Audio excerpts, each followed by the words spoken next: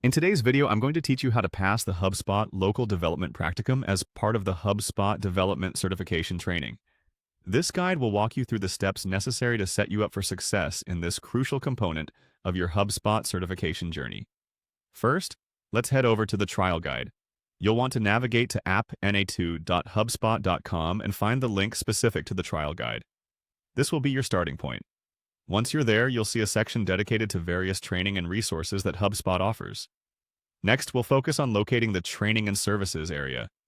This section is your gateway to the comprehensive learning materials provided by HubSpot. By clicking on this, you're ensuring access to a wealth of information that covers various aspects of HubSpot development. Take your time to explore what's available here. Think of it as your personal library where you'll find everything you'll need to understand and master the practicum requirements. As you work through these resources, it's important to pay close attention to the details.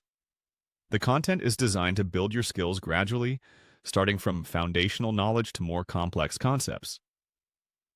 Engage with each module and don't hesitate to take notes or even revisit certain sections if you find yourself needing a refresher. Remember that the local dev practicum is not just a test of what you know, but how you can apply it. The aim is to simulate real-world scenarios where you'll use the HubSpot development tools. Think of it as a chance to showcase your practical skills. Approach it with a problem-solving mindset. Imagine you're addressing actual challenges you might face in a development environment using HubSpot. During your preparation, consider setting up a study schedule that allows you to digest the content in manageable chunks.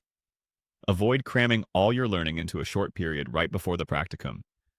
Consistent, steady progress is key to not only passing, but excelling in the certification. Lastly, if you get stuck or have questions, don't hesitate to seek help. Whether it's reaching out to fellow learners in forums or asking questions directly in the HubSpot community, remember that assistance is just a click away. Collaboration and discussion are part of the learning process. That's it.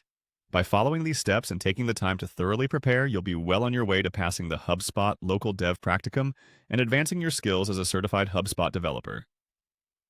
Thanks for watching, and good luck with your certification journey.